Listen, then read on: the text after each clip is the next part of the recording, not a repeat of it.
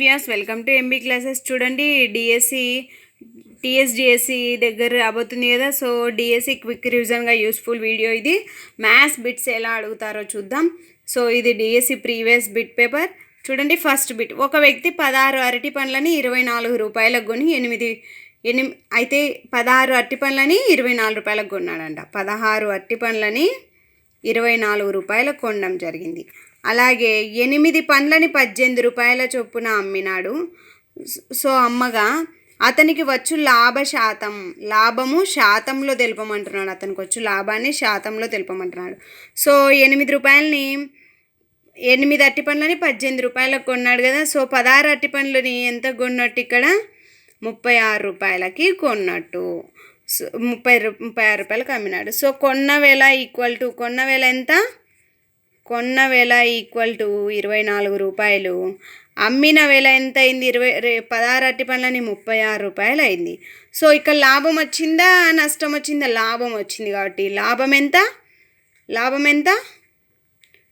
అమ్మిన వేల మైనస్ కొన్న వేల. ఫార్ములా ఏంటి? అమ్మిన వేల మైనస్ కొన్న వేల. సో అమ్మిన వేల 36 మైనస్ 24 ఈక్వల్ టు ఎంత వస్తుంది? 6 వస్తుంది. ఎంత వస్తుంది? 12 వస్తుంది.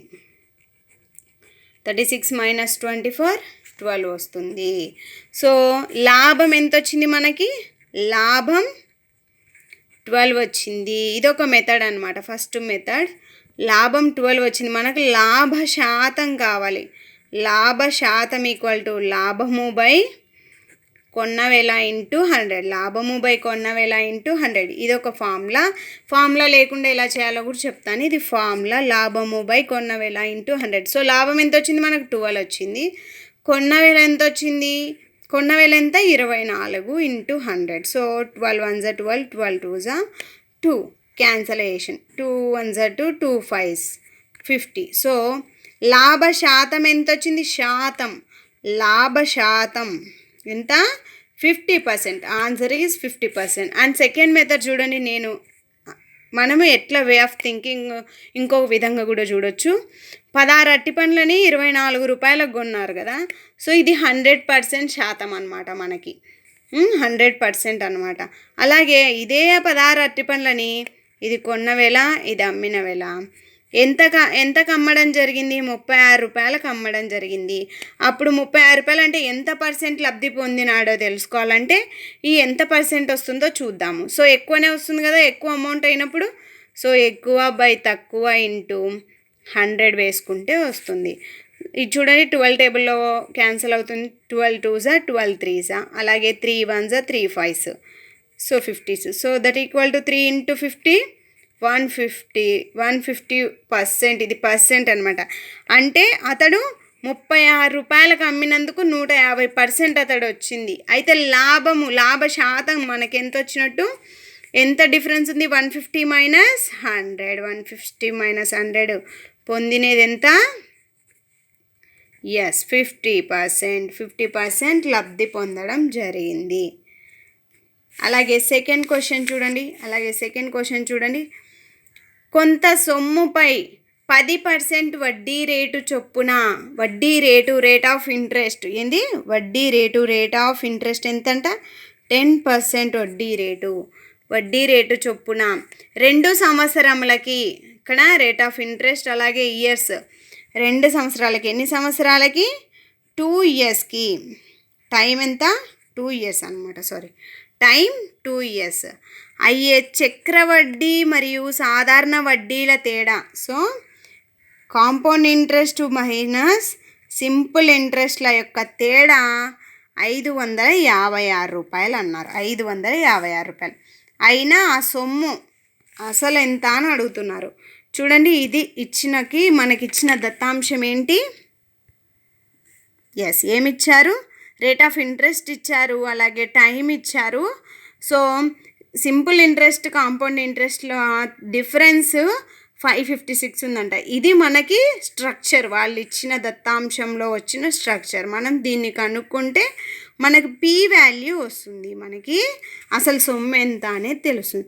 So compound interest minus simple ఇంట్రెస్ట్కి సంబంధించి నేను టోటల్ అమౌంట్ వేసుకుంటాను అనమాట. టోటల్ అమౌంట్ తీసుకుంటున్నాను. సో కాంపౌండ్ ఇంట్రెస్ట్ల సంబంధించి చక్రవడ్డీకి సంబంధించి టోటల్ అమౌంట్ ఈక్వల్ ఏమొస్తుంది, ఫార్ములా ఏంటి, equal to P of 1 plus R/100 whole power T, అంతే కదా. ఎస్. నెక్స్ట్ ఇది కాంపౌండ్ ఇంట్రెస్ట్లో, ఇది సింపుల్ ఇంట్రెస్ట్లో అయితే అసలు P ఇంటూ 1 ప్లస్ TR/100. ఇది ఫార్ములా యాక్చువల్గా అయితే. సో ఈ ఫార్ములాని మనం ఇందులో సబ్స్టిట్యూట్ చేయాలన్నమాట. మనము ఈ ఈక్వేషన్లో సబ్స్టిట్యూట్ చేసుకుంటే CI equal to P of 1 plus R/100 whole power T time, that equal to time or NT అని పెట్టుకోండి, ఎందుకంటే ఎన్ని టైమ్స్ అని మనం వడ్డీ వేస్తాం. 2 టైమ్స్ అనుకోండి. చూడండి, minus P of 1 plus TR/100 equal to 556. ఈ ఫార్ములాలో కామన్ ఫ్యాక్టర్ ఏంటి, సొమ్ము. అసలు అనేది కామన్ ఫ్యాక్టర్. సో P అనేది కామన్ ఫ్యాక్టర్ కాబట్టి నేను Pని కామన్ తీస్తున్నాను. సో మిగిలినది రిమైనింగ్ పార్ట్ ఇందులో ఏముంటుంది, 1 plus R/100 whole power NT minus ఇందులో P అనేది కామా తీసాం కదా. సో ఎంత మిగులుతుంది, 1 ప్లస్ TR/100 మిగులుతుంది. సో రిమైనింగ్ ఇంత, దట్ ఈక్వల్ టు 556. చూడండి, ఇందులో మనం సబ్స్టిట్యూట్ చేసుకుందాము. సో P అంటే మనకు తెలీదు, మనం ఫైండ్ అవుట్ చేసేది P. అలాగే 1 plus R means rate of interest 10% by 100 whole power NT, n times. Yearly once చక్రవడ్డీ చేసిన 2 టైమ్స్ జరుగుతుంది. So square minus 1 plus T అంటే టైము ఎన్ని ఇయర్స్, 2 ఇయర్స్. R అంటే రేట్ ఆఫ్ ఇంట్రెస్ట్ ఇంటూ 10/100. ఇది మనం సబ్స్టిట్యూట్ చేసాం, మనకి ఇచ్చిన వాల్యూస్ని సబ్స్టిట్యూట్ చేయడం జరిగింది. సో ఎలా క్యాలిక్యులేట్ చేయాలన్నది చూద్దాం. Okay, yes. చూడండి, 100 అనేది అలాగే ఉంచుకుందాం, ఎక్కడ క్యాన్సలేషన్ చేయకుండా, ప్రాసెస్ ఈజీ అవుతుంది. P ఆఫ్ 1/1 LCM చేస్తున్నాను నేను ఇక్కడ. LCM చేస్తే 100 ప్లస్ 10/100 హోల్ స్క్వేర్, అంతే కదా. మైనస్ ఇది కూడా LCM చేద్దాం. 100 plus 10 to 20/100.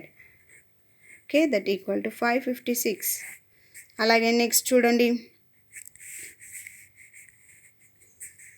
P of 100 plus 10 ఎంత అవుతుంది, 110/100 whole square minus 120/100 equal to 556. So ఇక్కడ ఏమన్నా క్యాన్సిల్ అవుతుంది, ఇక్కడ క్యాన్సిల్ అవుతుంది. దట్ ఇంప్లైజ్ మనకేమొస్తుంది, P of 11/10 whole square minus 120/100. 100 అలాగే ఉంచుకుందాం, ఎందుకంటే స్క్వేర్ ఉంది కదా. సో 100 వస్తుంది రిమైనింగ్ పార్ట్, 556. సో దీని కంటిన్యూషన్ చూడండి, P of 11 square 121/10 square 100 minus 120/100. మళ్ళీ LCM చేయాలి. ఏం చేయాలి, LCM చేయడం జరుగుతుంది. సో LCM చేయగా ఏమొస్తుంది, కింద 100 వస్తుంది, హారంలో 100 వస్తుంది. 121 మైనస్ 120 ఇలా వస్తుంది. సో వచ్చిన దాన్ని మనం ఏం చేస్తున్నాం, minus 121 minus 121, 1/100 that equal to 556. మనకు P వాల్యూ కావాలి కాబట్టి నేను 1/100ని ఇటు సైడ్ పంపిస్తే ఏమవుతుంది, ఇంటూ 100కి వస్తుంది. So answer is 55600. ఇది మనకు అసలు సొమ్ము. సో ప్రాసెస్ తెలుసు కదా. సో మీకు కనుక ఈ వీడియో నచ్చినట్లయితే please like, share and subscribe. Thank you for watching. చూడండి, 1కి 2 సార్లు చూసుకుంటారని భావిస్తున్నాను. Thank you for watching.